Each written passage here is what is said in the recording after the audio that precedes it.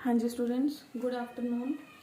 बेटे last classes के अंदर ਆਪਾਂ ਨੇ प्रोकैरियोटिक सैल है ਜਿਹੜਾ ਉਹ ਕੰਪਲੀਟ ਕਰ ਲਿਆ ਸੀਗਾ। सेल चैप्टर के अंदर नेक्स्ट अपना है यूकैरियोटिक सेल।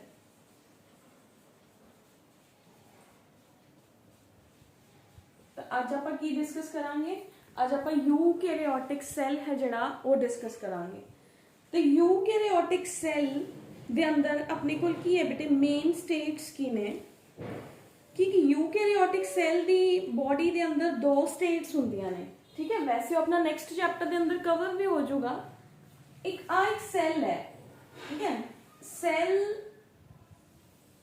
दा जो लाइफ साइकिल है, सेल दा लाइफ साइकिल दो स्टेजेस दे अंदर होंदा है, M phase and I phase. ठीक है, नेक्स्ट चैप्टर च भी कवर करूंगी। आई फेज दे दौरान वो अपनी सारिया मैटाबॉलिक प्रोसेसेस ने जेड़ियां वो करदा है, ते एम दे अंदर एक सेल है जेड़ा वो डिवाइडिंग स्टेट दे अंदर हुंदा है। ठीक है, मतलब एक सेल है जेड़ा वो आया है बॉडी दे अंदर, यूकैरियोटिक सेल है, तां उन्हें डिवाइड भी तो करना है ना। तो उसकी लाइफ जेड़ी है वो इन्हां दो फेजेस दे अंदर डिवाइडेड है, इंटरफेज और माइटोटिक फेज, या इन्हों अपन में भी कह सकते हैं नॉन डिवाइडिंग स्टेट और डिवाइडिंग स्टेट। ठीक है, तो this M is called as dividing phase and this whole is called as non dividing state. ठीक है, तो एक सेल दा लाइफ है जेड़ी और दो फेजेस दे अंदर डिवाइडेड हुंदी है। किदी? एक यूकैरियोटिक सेल दी डिवाइडिंग ते नॉन डिवाइडिंग। ठीक है, ये आपां कंप्लीट करांगे किवें डिवाइड करदा है, किवें और नॉन डिवाइडिंग स्टेट च है नेक्स्ट चैप्टर दे अंदर। ठीक है, बट फिलहाल इतना याद रखना है कि जेड़ा यूकैरियोटिक सेल है ओदी लाइफ दो पार्ट्स के अंदर डिवाइडेड हुंदी है, non dividing and dividing state. ठीक है, नेक्स्ट है मैं कुछ बेसिक्स दस रही हूं बेटे, इस तो बाद आपां सेल वाल चलदे हैं। हुण नेक्स्ट है यूकैरियोटिक सेल दा जिहड़ा साइज है दैट इज वेरीएबल।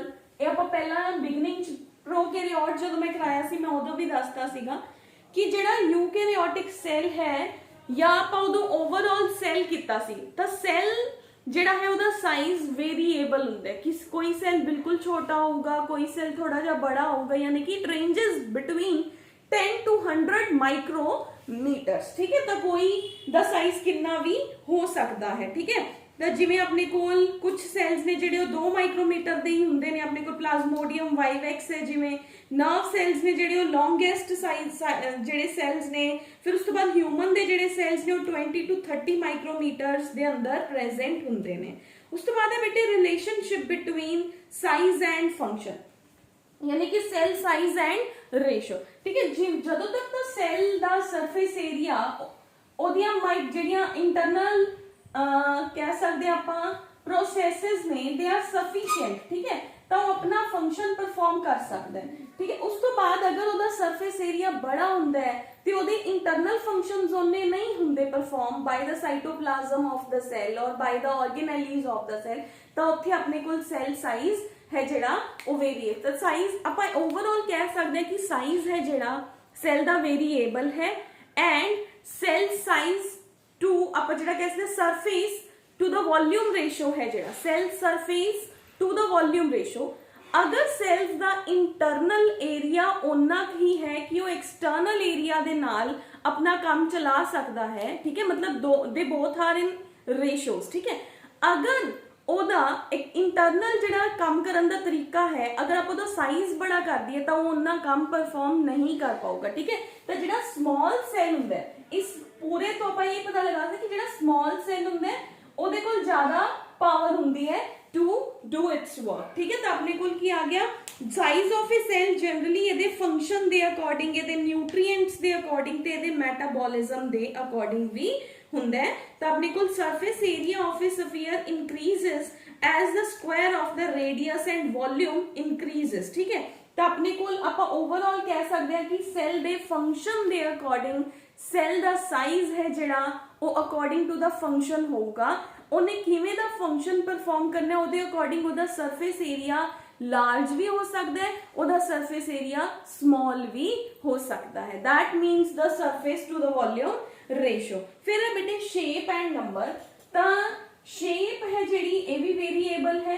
ਆਪਾਂ ਬੇਸਿਕ ਸਟਰਕਚਰ ਕਰਾਂਗੇ यूकैरियोटिक ਸੈੱਲ ਦੀ, ਬਟ ਹਰ ਸੈੱਲ ਦੀ ਸਟਰਕਚਰ ਹੈ ਜਿਹੜੀ ਉਹ वेरिएबल ਹੁੰਦੀ ਹੈ।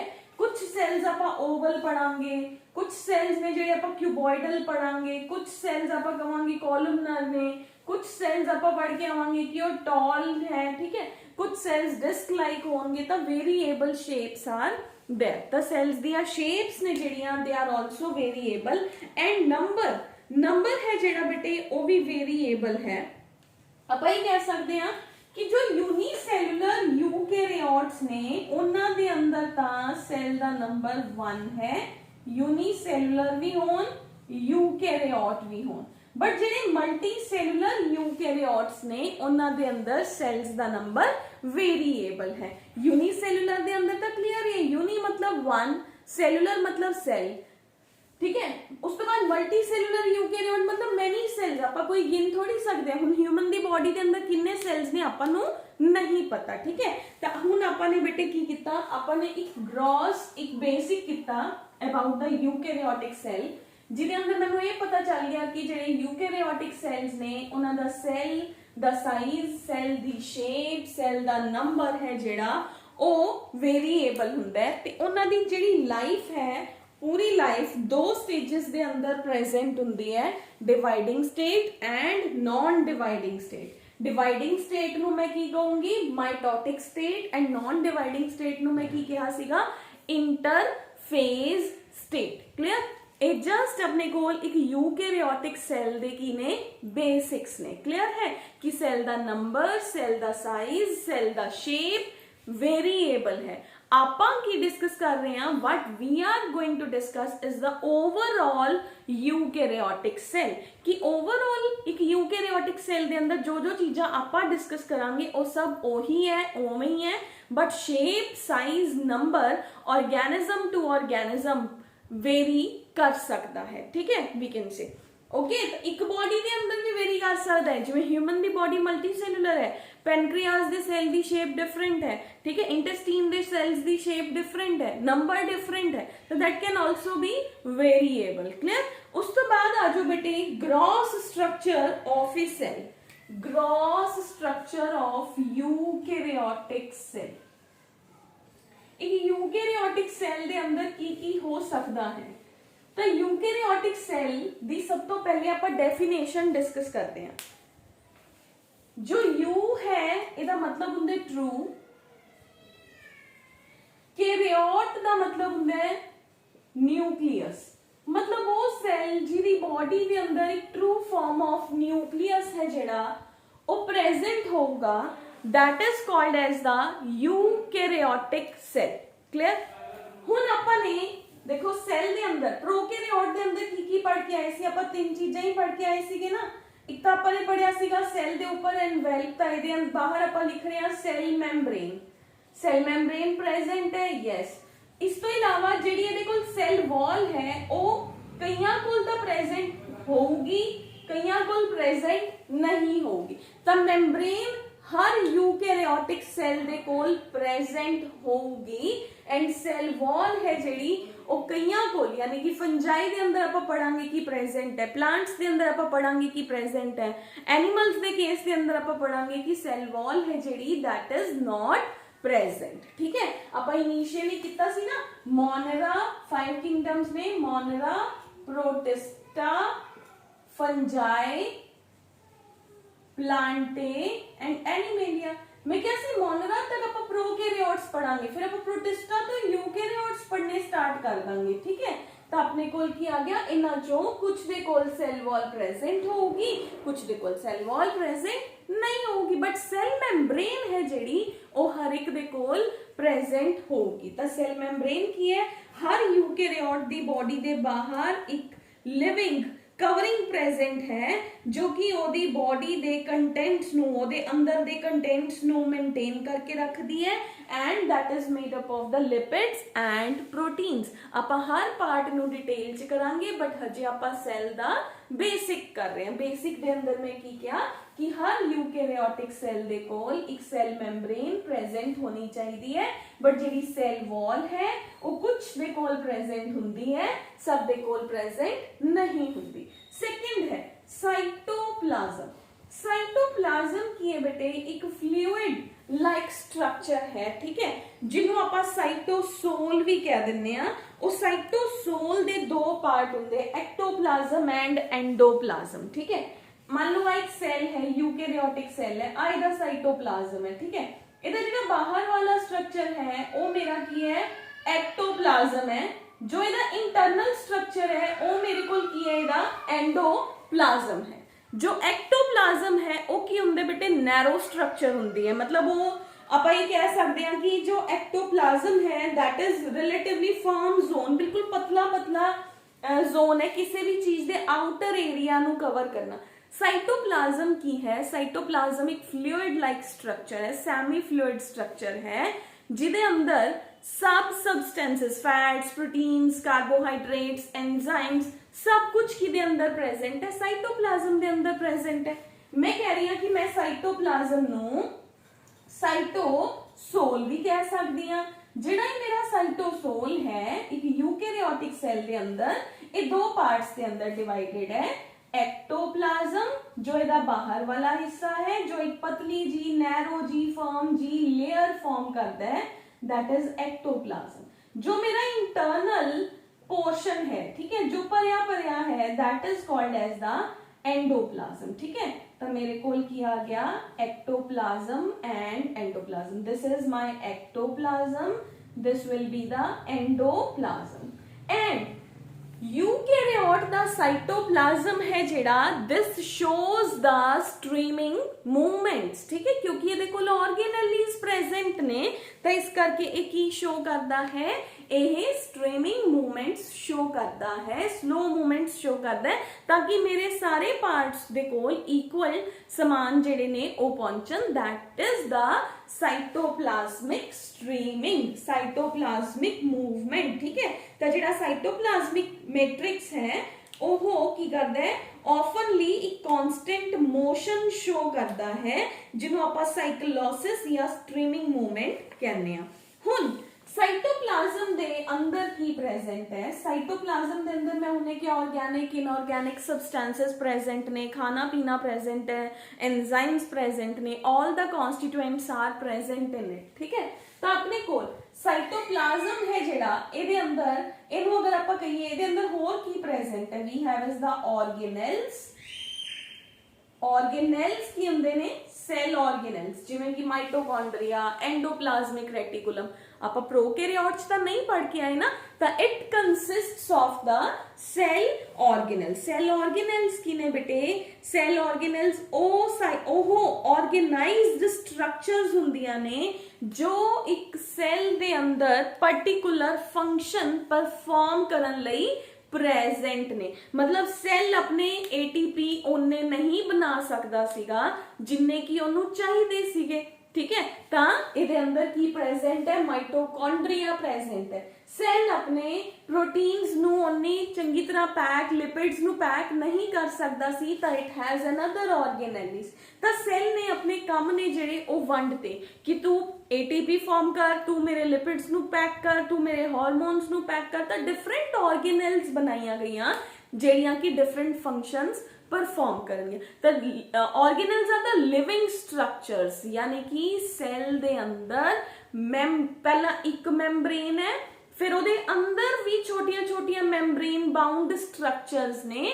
सच structures are called as the cell organelles जो कि यूकैरियोटिक सेल दे अंदर प्रेजेंट नहीं सी। क्लियर है। तो यूकैरियोटिक सेल दे अंदर cell organelles membrane bound structures are not present, but in a prokaryotic cell. In the eukaryotic cell we have is the proper membrane bound structures called as organelles are present in the cytoplasm of the cell. Second ਇਹਦੇ ਸਾइटोप्लाज्म ਦੇ ਕੋਲ ਕੀ present ਹੈ? ਇਨਕਲੂਜਨਸ। ਇਨਕਲੂਜਨਸ ਕੀ ਨੇ ਬੇਟੇ? ਉਹ ਕੁਝ non living structures ਵੀ present. Organelles ਕੀ ਨੇ? लिविंग स्ट्रक्चर्स ने। इन सेल इंक्लूजन्स की ने they are some non-living structures present in the cell। ठीक है, some non-living structures present in the cell जो कि सेल दे अंदर ओदे फंक्शंस ਨੂੰ परफॉर्म ਕਰਨ ਚ या ओदा कुछ स्टोर करना है, सबस्टेंसेस ਨੂੰ स्टोर करना है, तो ਉਹਦੇ ਅੰਦਰ ਉਹ ਇਨਕਲੂਜਨ ਬੋਡੀਜ਼ ਨੇ ਜਿਹੜੀਆਂ ਜਿਵੇਂ ਕਿ ਗਲਾਈਕੋਜਨ ਹੈ, ਪ੍ਰੋਟੀਨਸ ਹੈ, ਫੈਟਸ ਹੈ, ਉਹਨਾਂ ਨੂੰ ਸਟੋਰ ਕਰਨਾ ਹੈ, ਤਾਂ ਉਹ ਆਪਣੇ ਕੋਲ ਨਾਨ ਲਿਵਿੰਗ ਸਟਰਕਚਰਸ ਨੇ ਜਿਹੜੀਆਂ ਉਹ ਸੈੱਲ ਦੇ ਸਾਈਟੋਪਲਾਜ਼ਮ ਦੇ ਅੰਦਰ ਪ੍ਰੈਜ਼ੈਂਟ ਹੋਣਗੀਆਂ, ਜਿਨ੍ਹਾਂ ਨੂੰ ਆਪਾਂ ਕੀ ਕਹਿੰਦੇ ਆ? ਇਨਕਲੂਜਨ ਬੋਡੀਜ਼ ਵੀ ਕਹਿੰਦੇ ਆ। ਠੀਕ ਹੈ, ਹੁਣ ਆਪਣੇ ਕੋਲ ਆਪਾਂ ਉੱਥੇ ਵੀ ਤਿੰਨ ਚੀਜ਼ਾਂ ਪੜ੍ਹੀਆਂ ਸੀ, ਕਿਹੜੀਆਂ ਕਿਹੜੀਆਂ? ਇੱਕ ਆਪਾਂ ਨੇ ਕਿਹਾ ਜੀ ਸੈਲ ਐਨਵੈਲਪ ਹੈ, ਇੱਥੇ ਆਪਾਂ ਨੇ ਉਹਨੂੰ कहता ਸੈਲ ਮੈਂਬਰੇਨ ਹੈ, फिर ਆਪਾਂ ਨੇ ਉੱਥੇ ਪੜਿਆ ਸਾਈਟੋਪਲਾਜ਼ਮ ਹੈ, ਫਿਰ ਆਪਾਂ ਨੇ ਥਰਡ ਪੜਿਆ ਉਹਦਾ ਜੈਨੇਟਿਕ ਮਟੀਰੀਅਲ। ਤਾਂ ਇਹਦੇ ਕੋਲ ਜੋ ਜੈਨੇਟਿਕ ਮਟੀਰੀਅਲ ਹੈ ਉਹ ਪ੍ਰੋਪਰਲੀ ਮੈਂਬਰੇਨ ਬਾਉਂਡ ਸਟਰਕਚਰ, ਜਿਹਨੂੰ ਮੈਂ ਕਹਿੰਦੀ ਆ ਨਿਊਕਲੀਅਸ। ਆਪਾਂ ਨੇ ਪ੍ਰੋਕੈਰੀਓਟ ਚ ਕੀ ਕਿਹਾ ਸੀਗਾ? ਨਿਊਕਲੀਓਇਡ। ਕਿਉਂ? ਕਿਉਂਕਿ ਉਹਦੇ ਬਾਹਰ ਤਾਂ ਮੈਂਬਰੇਨ ਹੀ ਨਹੀਂ ਸੀਗੀ, ਉਹ ਤਾਂ ਸਾਈਟੋਪਲਾਜ਼ਮ ਦੇ ਅੰਦਰ ਐਵੇਂ ਹੀ ਖਿਲ ਰਿਹਾ ਪਿਆ ਸੀਗਾ, ਤਾਂ ਉਹਨੂੰ ਮੈਂ ਕੀ ਕਿਹਾ? ਨਿਊਕਲੀਓਇਡ कहता। ठीक है, ਹੁਣ ਇੱਥੇ ਮੇਰੇ ਕੋਲ ਕੀ ਹੈ? ਪ੍ਰੋਕੈਰੀਓਟਿਕ ਸੈੱਲ ਦੇ ਕੋਲ ਪ੍ਰੋਪਰਲੀ ਨਿਊਕਲੀਅਸ, ਆ ਮੈਂਬਰੇਨ ਬਾਉਂਡ ਸਟਰਕਚਰ, ਜਿਹਦੇ ਅੰਦਰ ਸੈੱਲ ਦਾ ਜੈਨੇਟਿਕ ਮਟੀਰੀਅਲ ਡੀਐਨਏ प्रेजेंट है, जो कि सेल दे फंक्शंस नु कंट्रोल कर रहा है कि कदों मैं प्रोटीन्स बनाने हैं, किन्ने अमाउंट च बनाने हैं। They all are controlled by the nucleus of the cell. तो न्यूक्लियस की एक प्रोमिनेंट स्फेरिकल स्ट्रक्चर है जो कि डबल मेम्ब्रेनल स्ट्रक्चर है, जिदे कोल डीएनए प्रेजेंट है। ठीक है, तो ये अपने कोल आ गया nucleus of the eukaryotic cell. Yes, ਹੁਣ ਆਪਣੇ ਕੋਲ यूकैरियोटिक सेल ਦੀ ਆਪਾਂ ਪਹਿਲੇ ਸਟਰਕਚਰ ਨੂੰ ਬਣਾ ਕੇ ਦੇਖਦੇ ਹਾਂ, ਫਿਰ ਆਪਾਂ 1 ਬਾय 1 ਉਹਦੇ ਸਾਰੇ ਪਾਰਟਸ ਵੀ ਕਮਿੰਗ ਕਲਾसेस ਦੇ ਅੰਦਰ ਡਿਸਕਸ ਕਰਾਂਗੇ। ਠੀਕ ਹੈ, ਪਹਿਲੇ ਆਪਾਂ यूकैरियोटिक सेल ਦਾ ਡਾਇਗਰਾਮ ਡਿਸਕਸ ਕਰਦੇ ਹਾਂ, then we will move on to the next parts।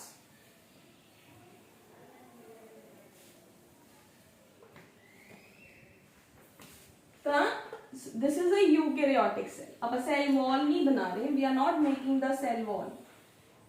ठीक है, जिमें जिमें बाकी पार्ट्स आई जाएंगे, we will discuss all the parts of a eukaryotic cell। ठीक है, तो आप eukaryotic cell दे अगर parts discuss करिए तो ये कोल we have is the this kind of the structure, microvilli, cell membrane, this is cell membrane, this is cytoplasm.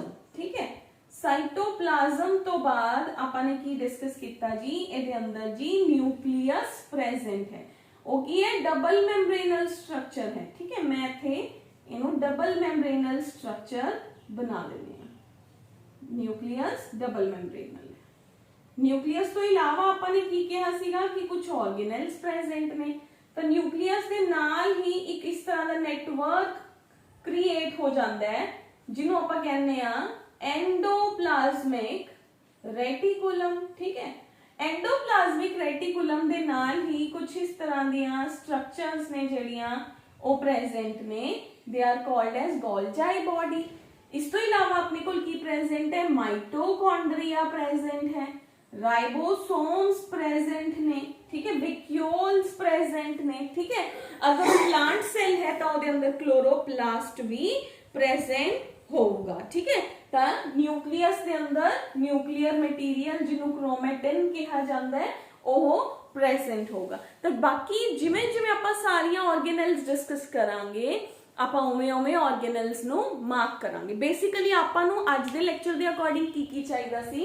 Cell membrane present है, cytoplasm है, साइटोप्लाज्म दे अंदर ऑर्गेनेल्स प्रेजेंट ने, इंक्लूजन बॉडीज प्रेजेंट है। ठीक है, suppose this is the inclusion bodies, these are present and the nucleus is present in the centre of the cell. ठीक है, of a prokaryotic cell. But हाँ, अगर आप प्लांट सेल करांगे तो प्लांट सेल दे अंदर विक्यूल्स, छोटी छोटी हवा वाली स्ट्रक्चर्स ने वो कंबाइन करके एक बिग विक्यूल बना दिंदियां ने, तो इस करके ओदा न्यूक्लियस ਪੈਰੀਫਰੀ ਵੱਲ ਪੁਸ਼ ਹੋ ਜਾਂਦਾ ਹੈ। ਜਦੋਂ ਆਪਾਂ ਪਲਾਂਟ ਸੈਲ ਡਰਾ ਕਰਾਂਗੇ ਤਾਂ ਆਪਾਂ ਪਲਾਂਟ ਸੈਲ ਦੇ ਅੰਦਰ ਨਿਊਕਲੀਅਸ ਕੁਝ ਇੱਥੇ ਦਿਖਾਉਂਦੇ ਆ, ਇੱਥੇ ਆਪਾਂ ਇੱਕ ਬਿਗ ਵੈਕਿਊਲ ਦਿਖਾ ਦਿੰਦੇ ਆ like this. So this is the big vacuole. Big vacuole will push the nucleus toward the cell membrane of the cell. ठीक है, so this is the we can say description of a eukaryotic cell, not the detailed description. ਹੁਣ ਆਪਾਂ ਇਹਦੀ ਕੱਲੀ ਕੱਲੀ organelle ਹੈ ਜਿਹੜੀ ਉਹਨੂੰ detail ਚ ਕਰਨਾ ਹੈ, ਠੀਕ ਹੈ। Now, but detail ਚ ਜਾਣ ਤੋਂ ਪਹਿਲੇ, before moving to the detail of the organelle, we are moving with the biological activities of the cell. कि cell है जड़ा eukaryotic cell ਕਿਹੜੀਆਂ biological activities perform करता है, ठीक है। तो ਕਿਹੜੀਆਂ biological activities ने बेटे, तो biological activities ਆਪਾਂ prokaryotic cell ਦੇ ਅੰਦਰ ਵੀ ਪੜ੍ਹ ਕੇ ਆਏ ਸੀ ਨਾ biological activities, ਤਾਂ ਹੁਣ ਆਪਾਂ eukaryotic cell ਦੇ ਅੰਦਰ ਵੀ biological activities देखते हैं। First biological activity है its cytoplasm shows the streaming movement, ठीक है। cytoplasm shows streaming movements, ठीक है। साइटोप्लाज्म है जेड़ा ओहो स्ट्रीमिंग मूवमेंट शो करता है, ठीक है। हौली हौली मतलब जेड़ा है मूवमेंट शो करता है जिदे नाल जेड़ा सबसटेंसेस ने वो भी अपनी जगह ते पहुंचते हैं एंड वो ऑर्गेनल्स नू उन्हां दा समान देन च भी हेल्प करते हैं, ठीक है। इस तो इलावा ਇਹਦੇ ਅੰਦਰ ਕੁਝ ਪ੍ਰੋਸੈਸਸ ਨੇ ਲਾਈਕ ਫੈਗੋਸਾਈਟੋਸਿਸ, ਸਪਿਨੋਸਾਈਟੋਸਿਸ, ਉਹਨਾਂ ਨੂੰ ਆਪਾਂ ਜਦੋਂ ਆਪਾਂ ਸਟਰਕਚਰਸ ਪੜਾਂਗੇ ਸੈਲ ਮੈਂਬਰੇਨ ਤਾਂ ਉਦੋਂ ਆਪਾਂ ਪੂਰੀ ਡਿਟੇਲ ਚ ਪੜਾਂਗੇ, ਬਟ ਫਿਲਹਾਲ ਆਪਾਂ ਨੇ ਪ੍ਰੋਸੈਸ ਦੇ ਨਾਮ ਯਾਦ ਕਰਨੇ ਹੈ that the phagocytosis, spinocytosis, exocytosis are common in these cells, ठीक है। cells will show phagocytosis, cell eating, pinocytosis, cell drinking, and the third one is we have is the exocytosis, that is common in these kind of the cells, ठीक है। तो इन्हां cells दे अंदर ये processes ने जेड़ियां ये बहुत ही कॉमन ने। उस तो बाद है जेड़ा बेटे माइटोटिक एपरेटस है जेड़ा वो यूजुअली सेल डिवीजन दे दौरान बनदा ही बनदा है, ठीक है। माइटोटिक एपरेटस नेक्स्ट चैप्टर च भी दसूंगी। माइटोटिक एपरेटस है क्यों? Mitotic apparatus is seen during cell division. की है ਜਦੋਂ ਵੀ ਇੱਕ ਸੈੱਲ ਨੇ ਡਿਵਾਈਡ ਕਰਨਾ ਹੈ ਤਾਂ ਉਹਦਾ ਨਿਊਕਲੀਅਸ ਹੈ ਜਿਹੜਾ ਉਹ ਇੱਕ ਇਸ ਤਰੀਕੇ ਦਾ ਸਪਿੰਡਲ ਬਣਾ ਲੈਂਦਾ ਹੈ ਕਿ ਮੇਰੀ ਬੋਡੀ ਨੂੰ ਡਿਵਾਈਡ ਕਰੋ, ਮੇਰੀ ਕ੍ਰੋਮੋਸੋਮਸ ਨੂੰ ਡਿਵਾਈਡ ਕਰੋ, ਤਾਂ that is known as the mitotic spindle। ਡਰਨ ਦੀ ਜ਼ਰੂਰਤ ਨਹੀਂ ਹੈ ਕਿ ਨਹੀਂ ਸਮਝ ਆਊਗਾ ਮਾਈਟੋਟਿਕ ਸਪਿੰਡਲ, ਤਾਂ ਕਮਿੰਗ ਕਲਾसेस ਦੇ ਅੰਦਰ ਹੋਰ ਵੀ ਕਲੀਅਰ ਹੋ ਜਾਊਗਾ ਕਿਉਂਕਿ ਹਜੇ ਆਪਾਂ ਸਿਰਫ ਵਰਡ पढ़िया है, फिर आप इसकी डिटेल भी पढ़ांगे कि what do you mean by the mitotic spindle. But mitotic spindle एक यूकैरियोटिक सेल जो डिवाइड करता है तो इसका बनना जरूरी है, क्लियर है, बनता है। उस तो बाद है बेटे द प्लाज्मा मेम्ब्रेन दा सेल दी सेग्रीगेशन दे अंदर कोई रोल नहीं हैगा। ओथे पिछे आपां की पढ़ के आए सीगे कि प्लाज्मा मेम्ब्रेन है जिहड़ी ओ सेल नू डिवाइड कर दिंदी है दो पार्ट्स के अंदर, बट ये देखो no role of plasma membrane in cells segregation, ठीक है। सेल दी सेग्रीगेशन दे अंदर कोई रोल नहीं हैगी। द नेक्स्ट है बेटे replication, transcription, translation.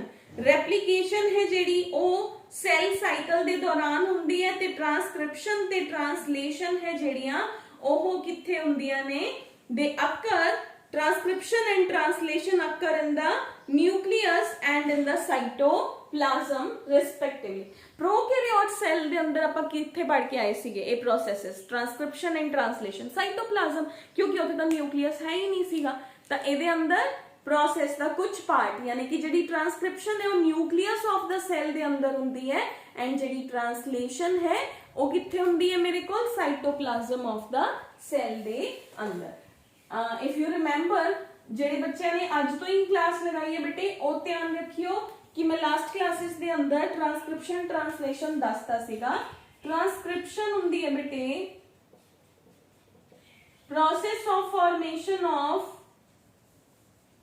RNA from DNA, DNA तो RNA का बनना ता यह किथे हुंदा है it occurs in the nucleus in a eukaryotic cell but in a prokaryotic cell nucleus है ही नहीं तो साइटोप्लाज्म च हुंदा है। नेक्स्ट है RNA तो प्रोटीन्स का बनना is called as translation, it occurs in cytoplasm of the cell. तो ओदियां प्रोकैरियोट सेल दियां तो दोनों प्रोसेसेस किथे हो रही है डिफरेंस भी बन गया।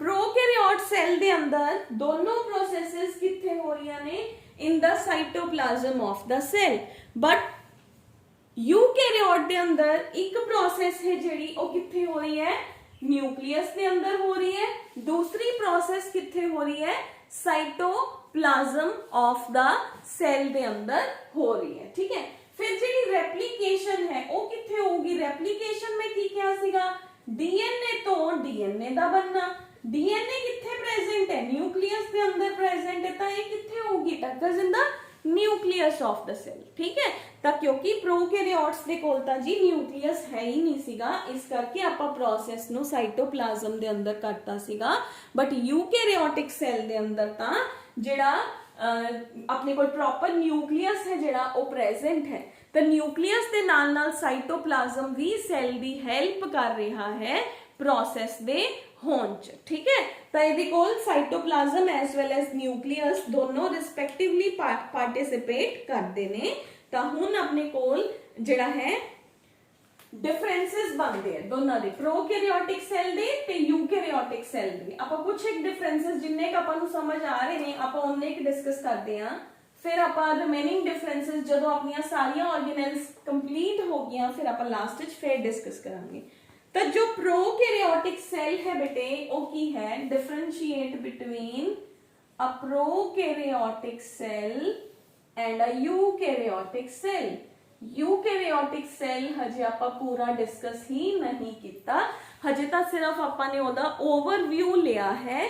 हजे आपां यूकैरियोटिक सेल दियां कलियां कलियां ऑर्गेनेल्स में आपां इहदी मेम्ब्रेन दी डिटेल करांगे फिर आपां इहदे साइटोप्लाज्म दे अंदर ऑर्गेनेल्स दी डिटेल करांगे माइटोकॉन्ड्रिया प्लास्टिड्स। ठीक है, and we will discuss Golgi body, endoplasmic reticulum, ribosomes, vacuoles discuss करांगे, inclusion bodies discuss करांगे and upon nucleus of the cell detail से डिस्कस करांगे। ठीक है, हजे अपना यूकैरियोटिक सेल कवर ही नहीं होया, आपा ने सिर्फ ओदा ओवरव्यू लिया है in comparison to the prokaryotic cell. ठीक है, but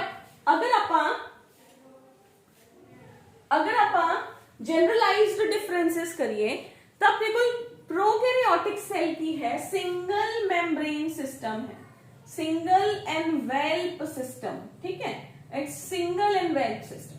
in other hand a eukaryotic cell is a double membrane system है जेड़ा वो इहदे अंदर प्रेजेंट है। डबल में सिंगल मेम्ब्रेन किवें क्योंकि सिर्फ सिंगल मेम्ब्रेन है अंदर कोई मेम्ब्रेन प्रेजेंट नहीं हैगी ना न्यूक्लियस दे बाहर ना किसी होर स्ट्रक्चर दे बाहर, no membranes are there as we have read in the earlier classes. ठीक है, बट एक यूकैरियोटिक सेल दे अंदर मैं तुहानू हुणे ही कह के हटी हां कि इहदा न्यूक्लियस दे बाहर भी प्रॉपर वॉल है, माइटोकॉन्ड्रिया दे कोल अपनी वॉल है। ठीक है, जो बाकी स्ट्रक्चर्स ने अगर प्लांट सेल है क्लोरोप्लास्ट है तो ओदे कोल अपनी मेम्ब्रेन है जेडी वो प्रेजेंट है। तो डबल मेम्ब्रेन एक बाहर तो है ही है, हर ऑर्गेनेल दे बाहर अपनी एक होर मेम्ब्रेन प्रेजेंट है तो it's a double membranal system. ठीक है, डबल मेम्ब्रेनस सिस्टम। उस तो बाद है बेटे कि प्रोकैरियोटिक सेल दे कोल जो है सेल वॉल प्रेजेंट होगी ही होगी। मैं वही डिफरेंसेस डिस्कस करूंगी जो आप प्रोकैरियोट सेल दे अंदर पढ़ चुके हैं। तो सेल वॉल दा होना मस्ट है in prokaryotic cell. But eukaryote दे केस दे अंदर सेल वॉल है जेड़ी that is not present outside all the eukaryotic cell ਤਾਂ ਉਹ ਫੰਜਾਈ ਪਲਾਂਟਸ ਉਹਨਾਂ ਦੇ ਬਾਹਰ ਹੋ ਸਕਦੀ ਹੈ ਬਟ ਐਨੀਮਲ ਸੈਲਸ ਦੇ ਬਾਹਰ ਪ੍ਰੈਜ਼ੈਂਟ ਨਹੀਂ ਹੋਊਗੀ ਠੀਕ ਹੈ ਤਾਂ ਆਪਣੇ ਕੋਲ ਸੈਲ ਵਾਲ ਹੈ ਜਿਹੜੀ ਉਹ ਪਲਾਜ਼ਮਾ ਮੈਂਬਰੇਨ ਨੂੰ ਸਰਾਊਂਡ ਕਰਦੀ ਹੈ ਸਿਰਫ ਪਲਾਂਟਸ ਦੇ ਅੰਦਰ ਕੁਝ ਪ੍ਰੋਟਿਸਟਸ ਦੇ ਅੰਦਰ and most of the fungi ਦੇ ਅੰਦਰ ਬਟ ਬਾਕੀ ਦੇ ਐਨੀਮਲ ਸੈਲਸ ਨੇ ਜਿਹੜੇ ਦੇ ਲੈਕ ਦਾ ਸੈਲ ਵਾਲ ਬਟ ਜਿਹੜੀ ਸੈਲ ਵਾਲ ਹੈ ਉਹ ਹਰ ਪ੍ਰੋਕੈਰੀਓਟਿਕ ਸੈਲ ਦੇ ਬਾਹਰ ਪ੍ਰੈਜ਼ੈਂਟ ਹੁੰਦੀ ਹੈ ਠੀਕ ਹੈ ਉਸ ਤੋਂ ਬਾਅਦ ਆਪਾਂ ਨੇ ਪ੍ਰੋਕੈਰੀਓਟਿਕ ਸੈਲ ਦੀ ਮੈਂਬਰੇਨ ਦੇ ਅੰਦਰ ਕੁਝ ਆਪਾਂ ਇਨਵੈਜੀਨੇਸ਼ਨਸ ਪੜ੍ਹੀਆਂ ਸੀ ਮੀਜ਼ੋਜ਼ੋਮਸ ਮੈਂ ਕਿਹਾ ਸੀ ਮੀਜ਼ੋਜ਼ੋਮਸ ਦੇ ਉੱਪਰ ਕੁਝ ਰੈਸਪੀਰੇਟਰੀ ਐਂਜ਼ਾਈਮਸ ਨੇ ਜਿਹੜੇ ਉਹ ਪ੍ਰੈਜ਼ੈਂਟ ਹੁੰਦੇ the cell membrane will bear the respiratory enzymes on it ठीक है सेल मेम्ब्रेन दे ऊपर की है respiratory enzymes present है किदे अंदर prokaryotic cell दे अंदर थर्ड ਇਹਦੇ अंदर it will lack the respiratory enzymes on its membrane ठीक है तो ਇਹਦੇ अंदर cell wall is present but in some of protists fungi and plants ठीक है but cell wall animal cells दे बाहर प्रेजेंट नहीं होगी रेस्पिरेटरी एंजाइम्स प्रोकैरियोटिक सेल दी मेम्ब्रेन दे ऊपर ता प्रेजेंट है बट वो रेस्पिरेटरी एंजाइम्स यूकैरियोटिक सेल दी मेम्ब्रेन दे ऊपर प्रेजेंट नहीं होंगे ठीक है उस तो बाद है बेटे एक अपन ने हुने देखा कि प्रोकैरियोटिक सेल दे अंदर जो रेप्लिकेशन ट्रांसक्रिप्शन ट्रांसलेशन है वो किथे हो रही है the all the processes they are occurring inside the cytoplasm of the cell इथे किथे हो रही ने they are taking place in nucleus and cytoplasm respectively ठीक है तो ਇਹਦੇ ਚੋਂ ਕੁਝ ਪਾਰਟ ਹੈ ਜਿਹੜਾ ਉਹ ਨਿਊਕਲੀਅਸ ਚ ਵੀ ਹੋ ਜਾਂਦਾ ਹੈ ਕੁਝ ਪਾਰਟ ਹੈ ਜਿਹੜਾ ਉਹ ਸਾਈਟੋਪਲਾਜ਼ਮ ਦੇ ਅੰਦਰ ਹੁੰਦਾ ਹੈ ਤਾਂ ਪ੍ਰੋਕੈਰੀਓਟਿਕ ਸੈਲ ਦੇ ਅੰਦਰ ਕੋਈ ਨਿਊਕਲੀਅਸ ਪ੍ਰੋਪਰ ਪ੍ਰੈਜ਼ੈਂਟ ਨਹੀਂ ਹੁੰਦਾ ਯੂਕੈਰੀਓਟ ਦੇ ਅੰਦਰ ਪ੍ਰੋਪਰ ਨਿਊਕਲੀਅਸ ਪ੍ਰੈਜ਼ੈਂਟ ਹੁੰਦਾ ਪ੍ਰੋਕੈਰੀਓਟ ਦੇ ਕੇਸ ਦੇ ਅੰਦਰ ਆਪਾਂ ਨਿਊਕਲੀਅਸ ਨੂੰ ਨਿਊਕਲੀਓਇਡ ਕਹਿੰਦੇ ਆ ਬਟ ਨਿਊਕਲੀਅਸ ਪ੍ਰੋਪਰ ਨਿਊਕਲੀਅਸ ਹੈ in case of the eukaryotic cells ठीक है ਤਾਂ ਇਹ ਆਪਣੇ ਕੋਲ ਜਿੰਨੇ ਕਿ ਡਿਫਰੈਂਸਸ ਆਪਾਂ ਹੁਣ ਤੱਕ ਕਰ ਚੁੱਕੇ ਆ ਇਹ ਉਹਨੇ ਨੇ ਬਾਕੀ ਆਪਾਂ ਜਿਵੇਂ ਜਿਵੇਂ ਨਾਲ ਆਈ ਜਾਣਗੇ ਬੇਟੇ ਉਹ ਨਾਲ ਡਿਫਰੈਂਸਸ ਕਰਾਂਗੇ ਇੱਕ ਮੇਜਰ ਡਿਫਰੈਂਸ ਹੈ prokaryote cell ਦੇ ਕੋਲ ਕੋਈ organelles membrane bound structures are not present in the prokaryotic cell but membrane bound structures are present in the eukaryotic cell ठीक है इस तो इलावा और भी differences ने बहुत सारे जिਵੇਂ राइबोसोम्स है ਆਪਾਂ prokaryotic cell ਦੇ ਅੰਦਰ 70s ਪੜ੍ਹ ਕੇ ਆਏ ਆ eukaryotic cell ਦੇ ਅੰਦਰ 80s ਪੜਾਂਗੇ ठीक है तो ਜਿਵੇਂ ਜਿਵੇਂ ਆਪਾਂ next organelles cover ਕਰਾਂਗੇ ਉਵੇਂ ਉਵੇਂ ਆਪਣੇ ਕੋਲ ਹੋਰ ਜ਼ਿਆਦਾ differences create ਹੋਈ ਜਾਣਗੇ ਤਾਂ ਰਾਉਂਡ ਅਬਾਊਟ ਤੁਹਾਡੇ ਅਪ ਟੂ 20 ਡਿਫਰੈਂਸਸ ਨੇ ਜਿਹੜੇ ਉਹ ਬਣ ਜਾਂਦੇ ਆ ਜਾਂ ਇਵਨ ਮੋਰ ਦੈਨ 20 ਵੀ ਬਣ ਜਾਂਦੇ ਆ more than 20-25 differences बनते in a prokaryote and a eukaryote cell typical prokaryote as well as eukaryote cell 5 marks the question ਹੈ ਪੇਪਰ ਦੇ ਅੰਦਰ definitely ਪੁੱਛਿਆ ਜਾਂਦਾ ਹੈ differentiate between the prokaryote and eukaryote cell 5 mark 3 mark ਦੇ ਅੰਦਰ ਆ ਸਕਦਾ ਹੈ at least 10 to 15 differences ਤੁਸੀਂ easily mark ਕਰਕੇ ਆ ਸਕਦੇ ਹੋ exam ਦੇ ਅੰਦਰ to get the full marks ठीक है ਤਾਂ ਹਜੇ ਤੱਕ ਮੈਂ ਤੁਹਾਨੂੰ 7 to 8 differences ਨੇ ਜਿਹੜੇ ਉਹ ਮੈਂ ਕਰਾਤੇ ਨੇ नेक्स्ट कमिंग क्लासेस ਦੇ ਅੰਦਰ ਜਿਵੇਂ ਜਿਵੇਂ ਆਪਾਂ ਆਰਗੇਨਲਸ ਡਿਸਕਸ ਕਰਾਂਗੇ ਉਵੇਂ ਉਵੇਂ ਤੁਸੀਂ ਆਪੇ ਡਿਫਰੈਂਸਸ ਬਣਾ ਲਓਗੇ ਠੀਕ ਹੈ ਤਾਂ ਇੱਥੋਂ ਤੱਕ ਆਪਣਾ ਰੀਡ ਕਰੋ ਨੈਕਸਟ ਕਲਾਸ ਦੇ ਅੰਦਰ ਆਪਾਂ ਯੂਕੈਰੀਓਟ ਸੈਲ ਦੀਆਂ ਆਰਗੇਨਲਸ ਨੇ ਜਿਹੜੀਆਂ ਉਹ ਡਿਸਕਸ ਕਰਾਂਗੇ ਠੀਕ ਹੈ ਕਿਸੇ ਦਾ ਕੋਈ ਵੀ ਡਾਊਟ ਹੋਏ ਯੂ ਕੈਨ ਆਸਕ ਮੀ